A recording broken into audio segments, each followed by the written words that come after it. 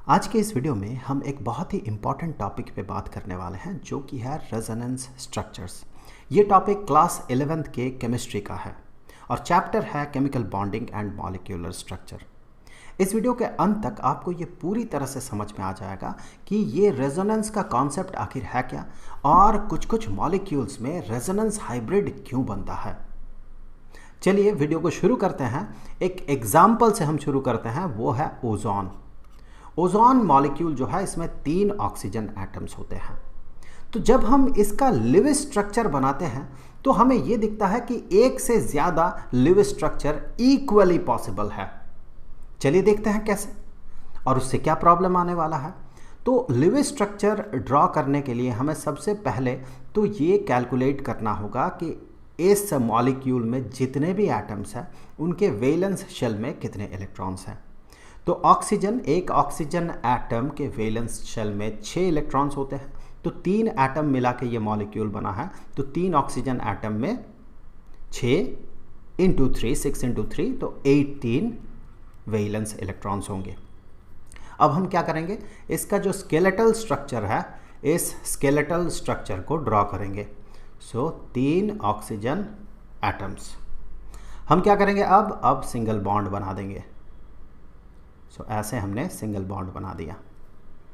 अब हमें क्या करना है, अब जो भी बाकी बचा इलेक्ट्रॉन्स है उन्हें ऑक्टेट पूरा करते हुए इन एटम्स का हमें उन्हें यहाँ पर पुट करना है।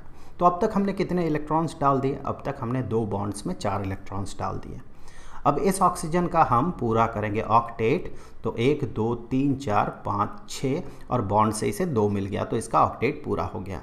अब इसका देखिए ऑक्टेट, 4 बॉन्ड से इसे मिल गया इलेक्ट्रॉन्स और 4 ये नॉन बॉन्डेड इलेक्ट्रॉन्स। अब इसका ऑक्टेट पूरा करें तो इसके 2 इलेक्ट्रॉन्स अभी तक हैं तो और 6 इलेक्ट्रॉन्स, लेकिन 6 इलेक्ट्रॉन्स तो है नहीं, टोटल 18 वैलेंस इलेक्ट्रॉन्स है। आप देख ले 1 2 3 4 5 6 7 8 9 10 11 12 13 14 हो चुका है। तो और 4 इलेक्ट्रॉन्स बाकी है, उन चारों को हमने यहाँ पर पुट कर दिया। अब देखिए प्रॉब्लम क्या है, प्रॉब्लम यही है कि आप देखिए इसका ऑक्टेट पूरा हो गया। बॉन्ड बनने के बाद 8 इलेक्ट्रॉन्स आप काउंट करके देख ले, बॉन्ड के 2 और यहाँ से 6। इसका भी ऑक्टेट पूरा हो गया इस वाले का, लेकिन इसका जो है ऑक्टेट पूरा नहीं हुआ। इसके पास बॉन्ड बनाने के बाद देखिए 6 इलेक्ट्रॉन्स है, 2 बॉन्ड से और 1 2 3 4 तो टोटल हो गया 6। तो क्या होगा ऐसा स्थिति में, इसके जो पड़ोसी एटम है जिसके साथ ये बॉन्ड बनाया हुआ है उसे देखें, वो अगर ये 2 इलेक्ट्रॉन्स पेयर में डोनेट कर दे तो इसके ऑक्टेट को तो कोई फर्क नहीं पड़ता है, लेकिन इसके ऑक्टेट में अब 2 इलेक्ट्रॉन या फिर कहें इसका ऑक्टेट फुलफिल हो जाएगा। तो वो 2 इलेक्ट्रॉन्स अब यहां पर बना देगा बॉन्ड में चला जाएगा। इस 2 इलेक्ट्रॉन्स को मैं यहां पर ड्रॉ कर देता हूं और यहां पर बन गया एक बॉन्ड। अब अगर आप देखें फॉर्मल चार्जेस तो आप ये पाएंगे कि इस ऑक्सीजन एटम के हिस्से में 1 इलेक्ट्रॉन ज़्यादा है, यहाँ से 6 और इसके हिस्से में आता है ये वाला इलेक्ट्रॉन, यहाँ का इलेक्ट्रॉन इसके हिस्से में जाता है। तो अब देखिए इसके पास 7 इलेक्ट्रॉन्स हो गए, लेकिन इसके पास होना चाहिए 6, हिस्से में 6 होना चाहिए, 7 हो गया तो 1 इलेक्ट्रॉन ज़्यादा है तो फॉर्मल चार्ज -1। सिमिलरली आप इसे अगर देखें, इसके हिस्से में आप पाएंगे 5 इलेक्ट्रॉन्स हैं, होना कितना चाहिए 6, तो 1 कम है तो इसके पास फॉर्मल चार्ज आ गया +1। इसके हिस्से में 6 का 6 ही है तो 0 फॉर्मल चार्ज है। तो ये एक लिविस स्ट्रक्चर पॉसिबल है ओजोन मॉलिक्यूल के लिए। लेकिन ये स्ट्रक्चर और जो स्ट्रक्चर अभी हम बनाने वाले हैं उस स्ट्रक्चर में आप कोई भी डिफरेंस पता नहीं कर पाएंगे। उनका एनर्जी लेवल भी सेम होगा, जो न्यूक्लियाई है उनका पोजीशन भी सेम होगा और बॉन्डेड और नॉन बॉन्डेड इलेक्ट्रॉन्स भी जो है वो सेम होगा। मतलब जो स्ट्रक्चर है वो सिमिलर स्ट्रक्चर होगा, सिर्फ थोड़ा सा चेंज होगा कि एक दूसरे का बन जाएगा मिरर इमेज। सो ये एक लिविस स्ट्रक्चर है, इक्वली पॉसिबल लिविस स्ट्रक्चर अभी हम लोग ड्रॉ कर रहे हैं। इक्वली पॉसिबल लिविस स्ट्रक्चर ये भी होगा। यहाँ अगर डबल बॉन्ड बने इस ऑक्सीजन के साथ और यहाँ अगर 2 इलेक्ट्रॉन्स नॉन बॉन्डेड हो जाए तो आप ये पाएंगे कि जो फॉर्मल चार्ज है यहाँ +1 है और यहाँ -1 है, इस वाले में -1 है। तो आप गौर करें, ये भी इसका लिव स्ट्रक्चर है O3 का, ओजोन मॉलिक्यूल का, ये भी उसका इक्वली पॉसिबल लिव स्ट्रक्चर है। मैं इक्वली पॉसिबल क्यों कह रहा हूँ? क्योंकि इन दोनों का एनर्जी लेवल सेम होगा। आप गौर करें, ये एक दूसरे का मिरर इमेज है, तो एनर्जी लेवल दोनों का सेम होगा। न्यूक्लियाई का पोजीशन जो है, इसका न्यूक्लियस, इसका न्यूक्लियस, इसका न्यूक्लियस, न्यूक्लियाई का पोजीशन सेम होगा। और बॉन्डेड और नॉन बॉन्डेड इलेक्ट्रॉन्स को देखें तो आप सेम ही पाएंगे। यहाँ पर देखें, चूंकि ये इसका मिरर इमेज है। तो ऐसे स्थिति में इन दोनों स्ट्रक्चर्स को, दो पॉसिबल जो लिव स्ट्रक्चर्स हैं, इन्हें कैनोनिकल स्ट्रक्चर्स कहा जाता है। कैनोनिकल स्ट्रक्चर्स, एक दूसरे का कैनोनिकल स्ट्रक्चर्स।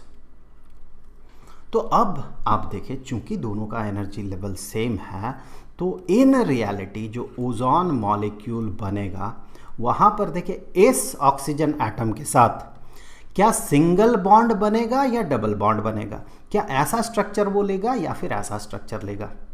आप गौर करें, ये अगर बीच वाला ऑक्सीजन एटम है, तो ये ऑक्सीजन और ये ऑक्सीजन, क्या आप डिस्टिंग्विश कर सकते हैं? क्या दोनों में भेदभाव हो सकता है? क्या यूनिवर्स ऐसे स्थिति में दोनों से भेदभाव करेगा किसी एक से?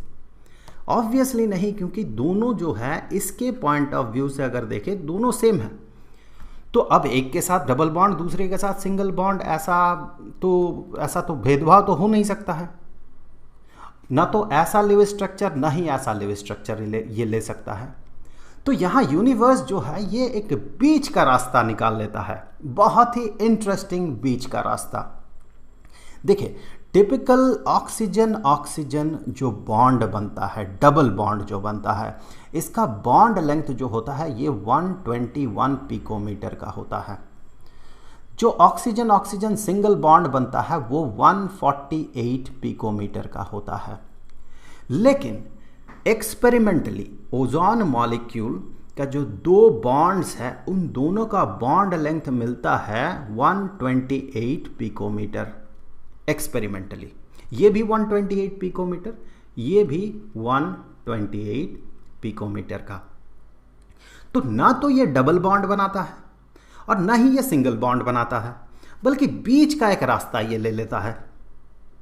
तो यूनिवर्स जो है ना ही इस स्ट्रक्चर को प्रेफर करता है, ना ही इस स्ट्रक्चर को प्रेफर करता है, बल्कि बीच का रास्ता निकालते हुए ना ही डबल बॉन्ड रखता है, ना ही सिंगल बॉन्ड रखता है, बल्कि बॉन्ड जो बनता है यहाँ पर दो बॉन्ड्स, ये डबल और सिंगल बॉन्ड के बीच का एक बॉन्ड बनता है।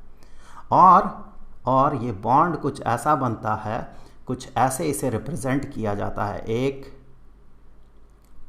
डॉटेड लाइन और एक बोल्ड लाइन से, बोल्ड लाइन, एक डॉटेड लाइन, दोनों ही देखिए 128 पिकोमीटर का बॉन्ड लेंथ है। मतलब दोनों बॉन्ड जो है सिमिलर बॉन्ड होगा, सेम काइंड ऑफ बॉन्ड होगा। और ये चूंकि ना ही ये डबल बॉन्ड है, ना ही ये सिंगल बॉन्ड है, तो कहा जाता है कि ये जो बॉन्ड है, इसका जो बॉन्ड ऑर्डर है ना ही 2 है ना ही 1 है। इसका बॉन्ड ऑर्डर हम 2 कहते हैं, इसका 1 कहते हैं। सो ना ही इसका बॉन्ड ऑर्डर और इसका बॉन्ड ऑर्डर, ना ही ये 1 है ना ही 2 है, बल्कि जो बॉन्ड ऑर्डर है, ये बॉन्ड ऑर्डर जो है ये 1.5 होता है, 1.5 कहा जाता है। सो ना ही ये डबल बॉन्ड है, ना ही ये सिंगल बॉन्ड है। इन रियलिटी ओजोन मॉलिक्यूल का जो शेप स्ट्रक्चर होता है, वो स्ट्रक्चर कुछ ऐसा होता है। ना ही ऐसा स्ट्रक्चर ये लेता है, ना ही ऐसा स्ट्रक्चर लेता है। सो कोई भेदभाव नहीं होता, बीच का रास्ता निकलता है। और इस स्ट्रक्चर को कहा जाता है resonance hybrid. So this is hybrid structure. ये रेजोनेंस हाइब्रिड है ओजोन मॉलिक्यूल का। इन रियलिटी ऐसा स्ट्रक्चर बनता है ओजोन मॉलिक्यूल का।